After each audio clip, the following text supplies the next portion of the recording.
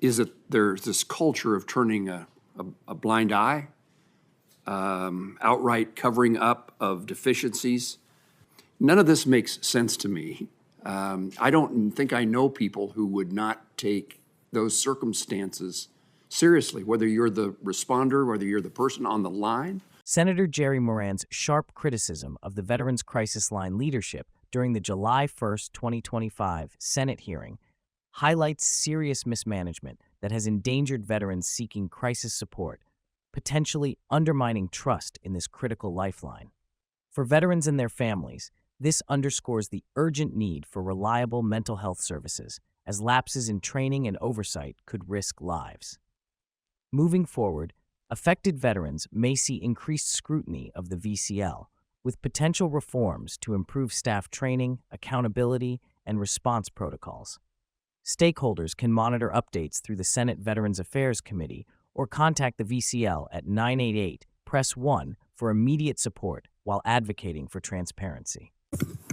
Thank you, Ms. Blaine. Mr. Combs, thank you again for bringing these serious matters to our attention, for working with me and our team and the Government Accountability Office, and for being here today. I know your motivation is to help improve the circumstances at the Veteran Crisis Line and to protect the well-being of those in need of services. Would you describe for me, for the committee, the interaction between the veteran caller and the responder that led to the September 23 OIG report? Yes, sir. If I could, real quick, I'd like to thank you for listening. It's been really important that you listened, and for John and Emily and your staff for everything they did for these past couple of years. It was really important. Thank you. The interaction that took place, the veteran was in the act of accomplishing a suicide. He contacted the crisis line via text message. The responder missed multiple cues that the veteran had a butter on his neck, that he was losing consciousness, that he was actually attempting suicide as he was texting her. She reported that the call ended normally. 10 minutes later, the veteran was dead, and in fact died in his garage behind his house, mere feet from his entire family. My understanding, based upon what my staff tells me, that an interaction like that should trigger a root cause analysis. Tell me what that is, and tell me if one occurred. Yes, sir. A root cause analysis. Why or why not? Yes, sir. A root cause analysis within the VA, they use it on a clinical basis, but it's a very common thing that, frankly, everyone does to get down to what was the root cause of the issue that led to the event. It's used in business as well. A root cause analysis in the VA's and the VCL's terminology is to identify what the actual root cause of the event was that led to the suicide after the VA was last touched, after VA was involved, or VCL was involved, or could be involved in a suicide. The root cause analysis was not performed in 2021 when we were first informed of the veteran, because we didn't have a transcript and no one was actually all that concerned about it. It was kind of business as usual. But when the IG said they were coming in, we were very concerned about what the IG might identify, so we wanted to dig into what the IG might find out and try to get ahead of the train.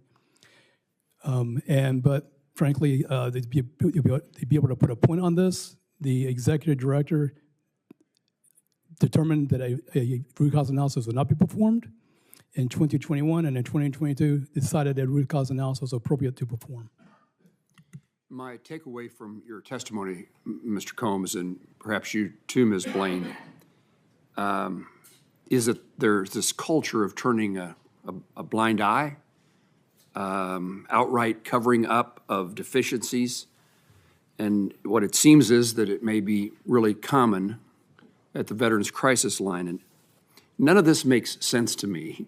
I don't think I know people who would not take those circumstances seriously, whether you're the responder, whether you're the person on the line, or whether you're that person's supervisor. I don't think I understand how anyone could not see the importance and take every step necessary to protect the life of the caller. What's missing? How does this take place? I wrote down training, attitude, leadership, I don't know what, supervision.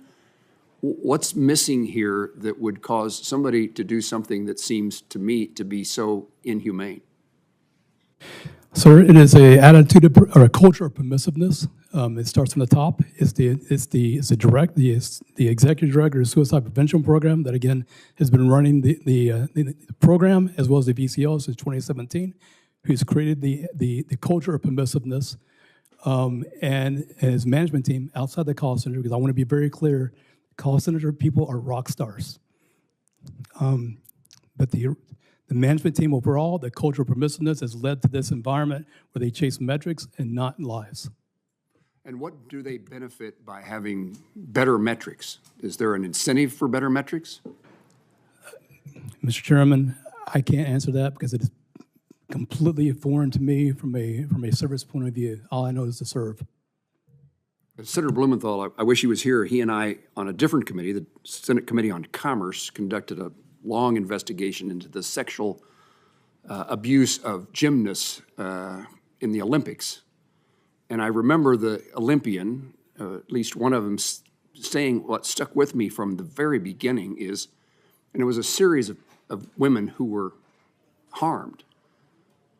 And it was, why was there more than one? And it strikes me as something very similar here about if there's an error, a poor performance, disregard for human life, it happened once, but then it was taken care of. And so while I would condemn the bad behavior of any employee, I don't understand how it wouldn't be corrected so that it never happened again. Ms. Blaine, let me ask you, I also thank you for being here and your courage in explaining and sharing your experience. Describe the VCL leadership. What's the story there? Thank you so much for that question. I have to start with the fact that I have a lot of leadership experience coming from IRS. So coming into the VCL, notable things such as no active standard operation procedures were written. There was elevation of positions by clicks, not by experience. There was an ignorance to what was in the union contract, what was right, what was wrong, what was indifferent. And I think that because of a lack of leadership skills, trained individuals on running departments from that manner trickled down to what was happening at the bottom line with the crisis responder and all of the teams.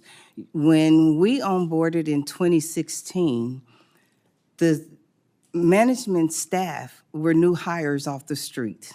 They had not been federal employees before. They knew nothing about union contracts. They knew nothing about managerial principles. In fact, I went to the then director and said, listen, I know I'm not in management, but I can guarantee you with all the years that I've been training managers at IRS, I can help get your people on their feet. They said, no, thank you.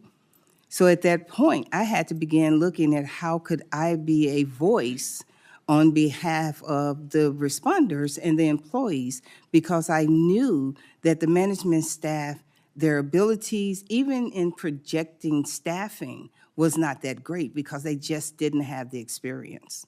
I need to wrap up my questions quickly for the benefit of my colleagues. I want to ask two more, and then we'll move on.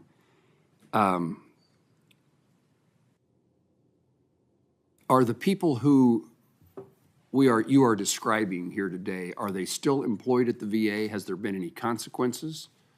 What's the one or both of you, either of you? Mr. Chairman, I think Marcia is she's been there, she just left the VCL, so she's probably better situated to answer. Several of them are still employed. Some have left, but yes, the answer to your question. And finally, and it kind of fits with what Mr. Combs just said when he deferred to you.